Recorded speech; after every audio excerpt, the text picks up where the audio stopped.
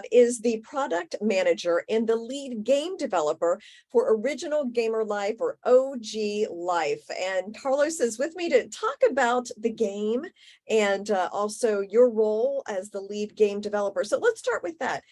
Tell me what your role is with OGLife. I'm the lead game developer, and I'm also the product owner, product manager of the game in progress. And so tell me about the life. Well, let's start with your background. How did you get involved in gaming and what brought you to where you are now? Oh, I've been involved in gaming since about the year 2000. I was originally a professor at the University of Maryland teaching computer science, and that got a little old after a while. I've always been a gamer.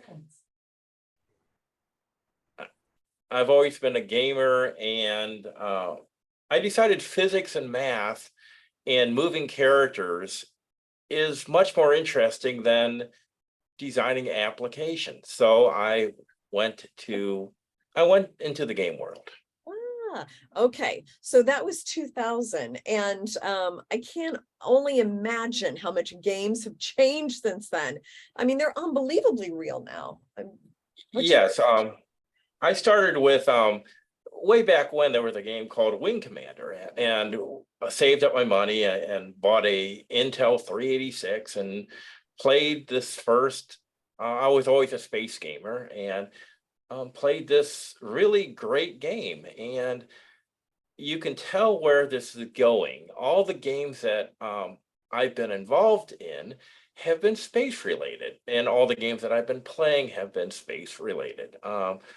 I've been on several projects. One was the failed redo of a Babylon 5 game. Unfortunately, I think that's the only franchise without a current game right now. And a little hope is we take the OGLife game, do a little sidestep, and release the first ever Babylon 5 PC and console game. But that's one of my dreams. Okay. Well, which games do you admire for their design, their creativity? Oh, well, people will hate me for this because you either love it or you hate it. I'm a big Star Citizen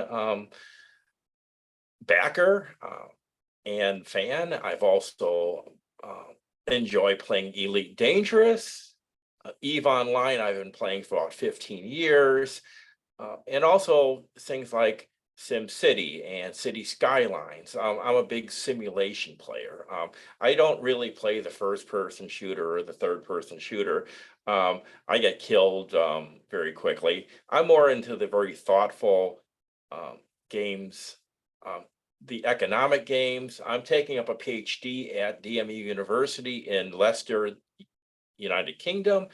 And my PhD is going to be about economic systems in video games. Can you use artificial intelligence to make gameplay more real instead of the way they do things now is they fake everything? And I'm going to use some of the technology that maybe Amazon and UPS and FedEx uses for transport and logistics and try to see if it can get working in a video game.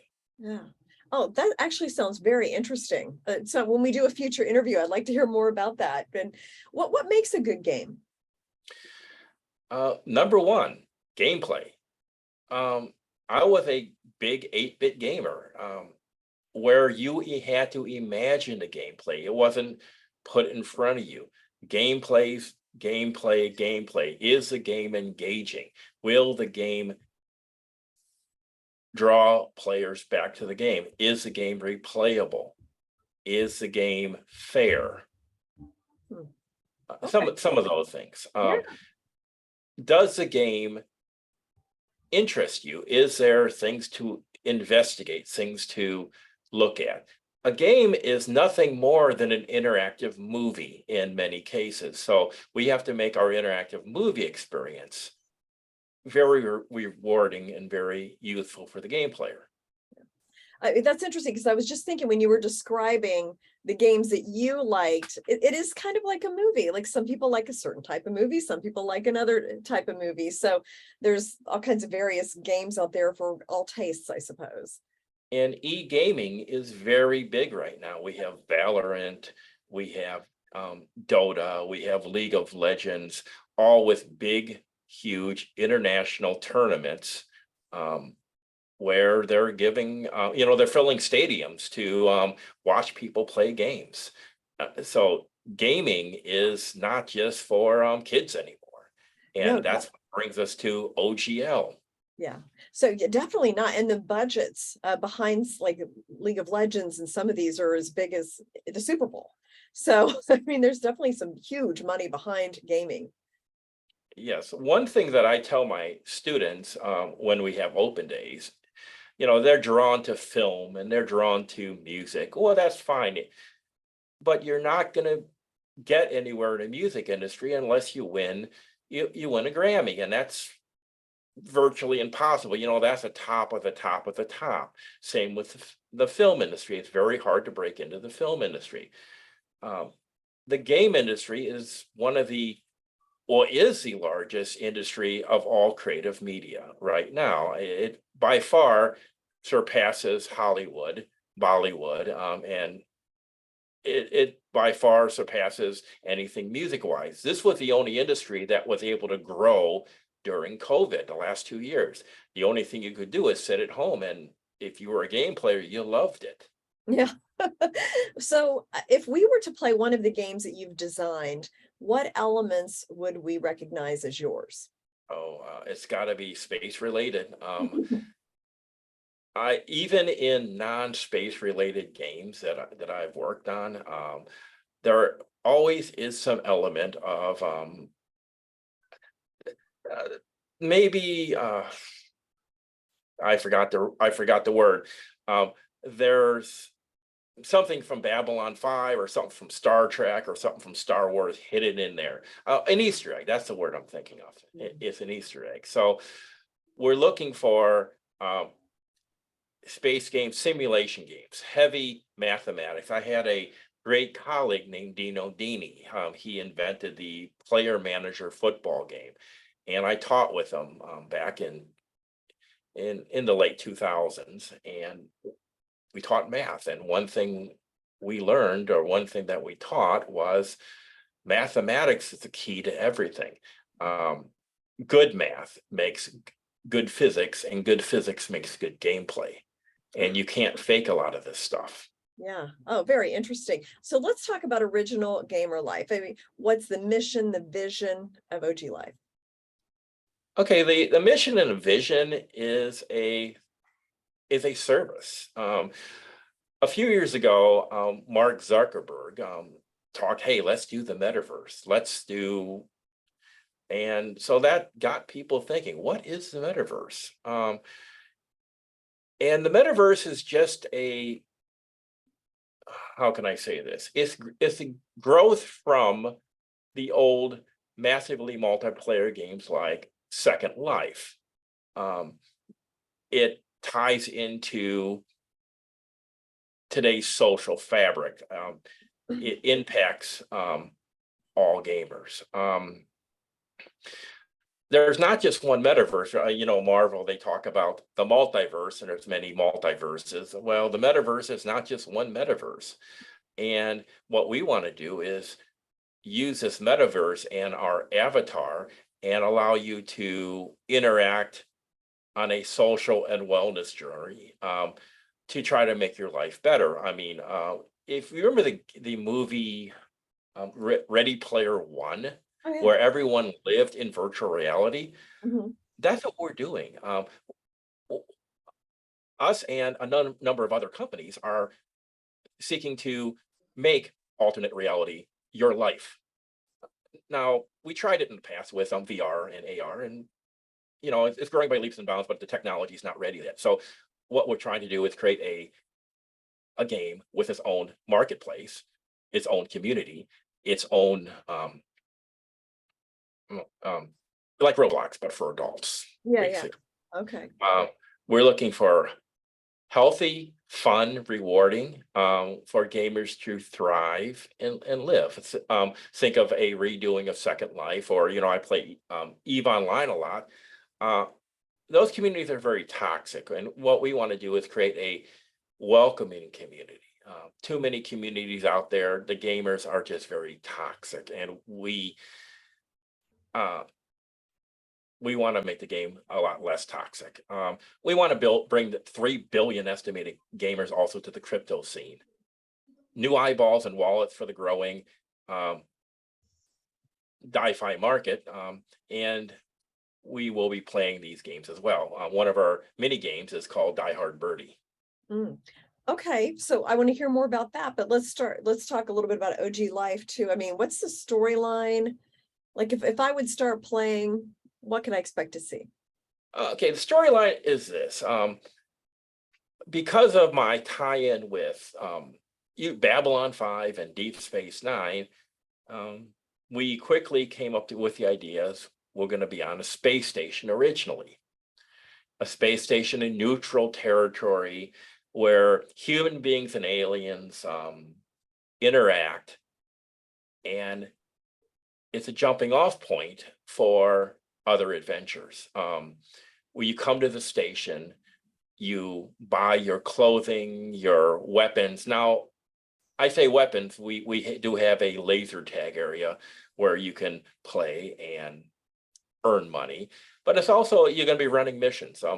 We're not copying Star Citizen or any of those other games, but that's just going to be part of our game, where you're going down to different planets and doing different adventures. You do missions to earn currency, OGL tokens. Now, one thing, every second you're in the game, you are earning tokens. You are earning this virtual currency.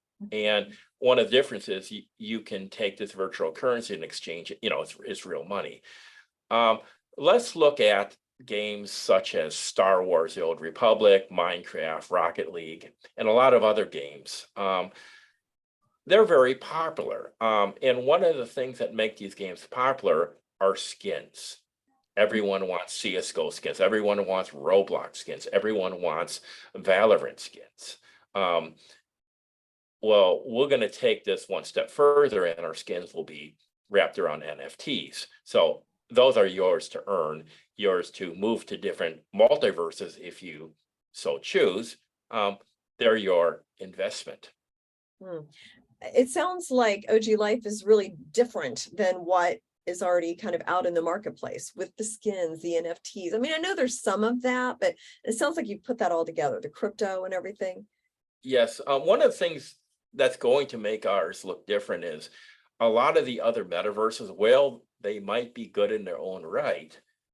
They're all taking this cyberpunk, glowy, neon look. And what we're going to do is we want to bring nostalgia back. It's our assets or our gameplay, and our station will look like it's stuck in the 1980s and 90s, which is the era where a lot of the boomers and people don't want to hear the term, but we grew up when we were playing games, and so we're going to be bringing back as much as licenses can allow, a lot of the old out of license games that people did enjoy. We're going to have some arcade games.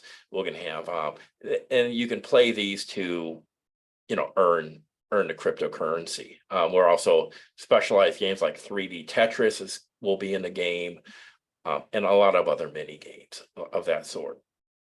Now, and go ahead. How is it different from other gaming platforms? We're not only going to have our own marketplace, but we're going to look to establish, as part of our back end, a standard for metadata, so we can help import this data and automatically build NFTs as 3D objects within, of course, the Unreal Engine. We looked at Unity, and we found that Unreal 5 is what everyone's using, so we're doing Unreal 5. We're also working on a set of tools and plugins that will be available open source for any project building on Unreal on Unreal 5. We do believe in open source, and we'll be contributing to other open source projects as well. Hopefully, Star Shatter Wars, open source project that I'm pretty much running right now. Yeah. A space game, by the way. Yeah. Um, we want to make crypto not scary, and a lot of people think crypto is wow, what is that? It's like it's that all those crypto miners taking all our video cards. That's part of it, but we want to make crypto fun. And there has never been any attempt to make crypto fun. It's always been download a mining program and, you know, burn out video cards. And what fun is that? Okay, good point. And I guess that's part of because we hear a lot about crypto, we hear a lot about metaverse, but there's the onboarding where there seems to be some hesitation for whatever reason. I mean, what do you think it's going to take to get this to have more people, more mass adoption? Seamless and fun. The whole experience, you know, we can't hit them over the head with a hammer about crypto, NFTs, you know, at every juncture. We have to have the game lead the player. The game makes it fun to explore this financial technology. Yeah. And then, so speaking of that, and you mentioned DeFi earlier, and there's also a GameFi that I've been hearing about. I mean, what is that and how is that incorporated in OGLife? Oh, you got me with the GameFi. I can look that up real quickly. I'm a professor, so I can look it up, you know. But we seek, again, to reiterate what we do is we seek to look at some of the big, massively multiplayer games and what made them successful and take the elements from those successful games and then integrate it in with our market. As I mentioned, you know, Roblox is the big one. The ability for players to come in and build their own adventure. Hey, I want to have a game in here. Provide the tools. Roblox can do it. We can do it. Provide a tool set for non-programmers to come in and build levels and very quickly, and you know, they'll be part of the experience as well. We're not copying Roblox, but that is a very big part of you know, the builder environment, the crafting environment. Yeah, well, I have two teenagers and they love Roblox, so they're definitely, you know, tapping into the right market if you're looking for the youth market. Now, in OGLife's press releases and articles, I see that you've worked with Abby Diehard Birdie Borg, the oldest senior Counter-Strike world champion. So could this be an inspiration for gamers? Oh yeah, oh yeah. We're also working for, I don't know if I can make this announcement, we're also working with Matt Johnson to bring in, you know, the basketball community. Or we actually are going to send a team to have him scanned using advanced photography equipment to bring him into the game and bring his world into the game. Okay, so that's a key. I mean, bring these familiar names from other parts of our life into the gaming. So that might be another way to onboard people into this. Yeah, definitely. We want to make, you know, although it's going to be based in space, we picked an era at the 23rd century. We've had 22, because that's a nice even round number. You know, so what we're going to do is we want to we're going to have a real estate office, and we're going to have the ability for people to buy virtual lots, you know, we're going to have London and maybe not initially, you know, London, Las Vegas, Singapore, you know, and you'll be able to buy virtual lots in our game and earn the virtual lots. I mean, other metaverse games are doing this, but we'll see what happens. We'll see. We'll need to make ours better. Yeah. Okay. So finally, Carlos, just tell me about. When will it be ready? How can people access it? We're planning on having a 3-level demo. It's very short time, a 3-level demo, a laser tag game, where you arrive at the station, you go through a lobby area, you choose your team, and you can have a little fun playing laser tag. Just a way to test our technology and all the back end code. Writing the game is not just all the gameplay elements, it's all the back end, all the security, because we're dealing with real money. And all that needs to be integrated in securely in the game. Mhm. Now, I found some information, what we want to do. Like I mentioned, Minecraft. That's another one which is like Roblox. You can create your own world. We're going to sell plots of land on planets, planet Earth for the first one, and you'll be able to create your own little mini city there. Mm, Well, you're not going to be you with others. yeah. Other games tried this back in the 90s and noughts, the 2000s, but the technology wasn't there. And you had a problem with these big, sparse gameplay areas where no one wanted to really play. Well, the technology is good enough. I mean, look what Unreal can do. Look what Star Citizen did with filling content. The more content, the better. We want a very content-rich gaming experience. Mhm. No, I think that's what gamers expect these days is something very, very content rich and very slick. So Carlos, thank you. I'm fascinated by this. I can't wait to talk to you again when it actually gets closer to launch and we'll get an update then. Yeah, I mean, we're ready to, I guess we say rock and roll. We got to get the game out. That's the most important thing. Yeah. All right. Thank you so much, Carlos. All right, thank you.